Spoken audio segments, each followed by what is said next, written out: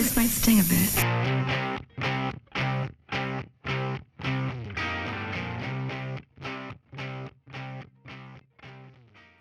In this episode of Tattoo Culture, I will be exploring traditional Japanese tattoos and the meanings behind them.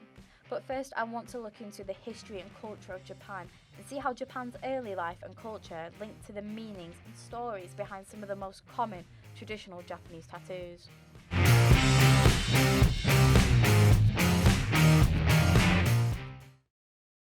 What do I like about tattoos? I like the art form. I like that some of them, hold a meaning and a story behind them, so they're quite anecdotal. But also, I just think, they like the design of them and stuff. I mean, when I first started getting tattooed, it was all about meaning. A tattoo had to have a meaning, otherwise it didn't mean anything. But now it's like, if I like it, I'll get it. I like black line tattoos. I'm not a massive fan of coloured tattoos. I don't really like written tattoos either, like quotes and stuff, because I think the whole point of tattoos is that it's like a form of art, and I don't really think words are that artistic. I really like tattoos. I have two myself. The most recent one I got was on my thigh of Maleficent. I got it just because, I don't know, I thought it looked really cool. I don't think tattoos necessarily have to have meaning. A lot of people think that they should, every tattoo should have this big meaning behind it, and I think not necessarily, as long as you find something artistic that you really love and you want to put that on your body. It's a way to express yourself and really show who you are to the world right there on your skin.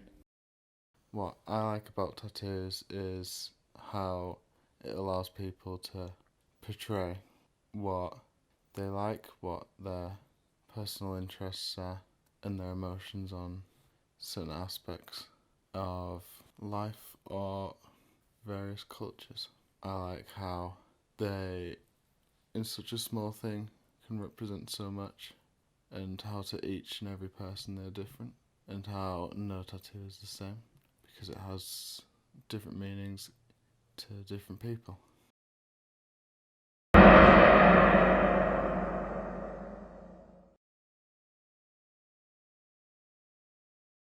When it comes to the religion and the empire in Japan, it was up until World War II, Japanese religion focused around the figure of the emperor as a living god. Subjects saw themselves as part of a huge family of which all of Japan's people were members. The crushing war defeat, however, shattered many people's beliefs, as the frail voice of the emperor was broadcast to the nation, renouncing his deity.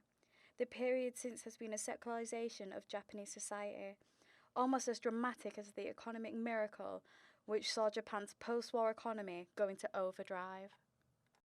In the early stages of Japanese history, there were female entertainers called geisha, who were mostly wandering girls whose families were displaced from struggles in the late 600s. Some of these girls sought sexual favours, while others with a better education made a living by entertaining at high-class social gatherings. By the 1800s, the evolution of geisha style was emulated by fashionable women throughout society.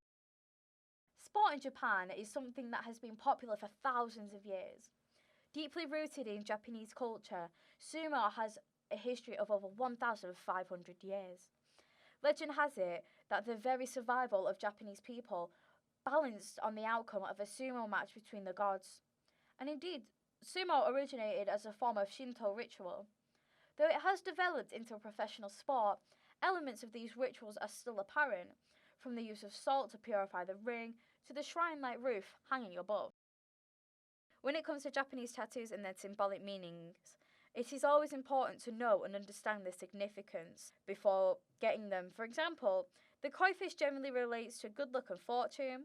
In Japanese folklore, it's said koi can climb waterfalls, working against a heavy current. Thus, koi represent perseverance and are often used to indicate that a person has made it through tough times. All of this applies to the black koi. Red koi in tattoos represent some kind of love, typically strong masculine love. And blue koi are symbols of reproduction and very masculine. In addition to this, the Japanese see dragons as benefactors and protectors of mankind. Dragon tattoos symbolize bravery, wisdom, and strength. Black dragons are associated with experience and wisdom. Green dragons are associated with nature. Gold dragons represent value and a variety of virtues. Blue dragons are gentle, forgiving, and benevolent, while yellow dragons are noble companions.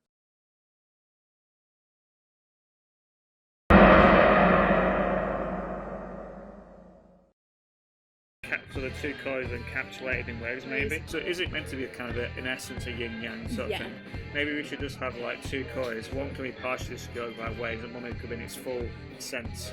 And we could do that either on here, or you could have something that kind of comes along the thigh, or something. Yeah. So you could have one maybe come out and one come around, because it's going to be like two C shapes. Yeah. It's immediately more of a tall oval than a circle. So however you join them all is going to be quite like that, and just a little head and then a body in it, and then it becomes a circle. Is it going to be in colour? Yeah, I was thinking like keeping like with like red, white, oranges, kind of like. Okay, like more like kind of salmony reds and things. Yeah. Okay, cool. Would you want one colour to be a different colour than the other, or do you want both to be the same colour? Probably like one like more of a lighter shade and one we could like do one like dark. a deep red and maybe one like a yellow or something. Yeah. Like yellowy oranges and things maybe. Yeah.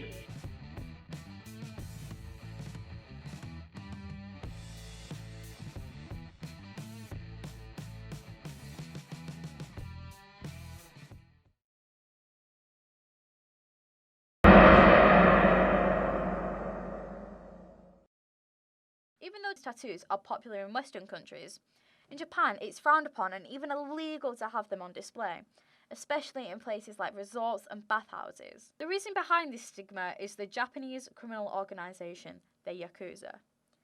The Yakuza are members of the traditional Japanese organized crime syndicates originating in Japan. The Yakuza are notorious for their strict code of conduct and their unconventional ritual practices. Yakuza members are often described as males with heavily tattooed bodies and slicked hair. Yet this group is still regarded as being among the most popular, sophisticated and wealthiest criminal organizations.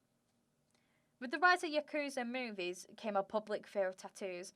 As one of their greatest trademarks, tattoos between gang members are a symbol of strength, as traditional Japanese tattoos take quite a while to complete. Tattoos symbolizing strength, courage, toughness, masculinity and a sense of solidarity are popular with fellow gang members.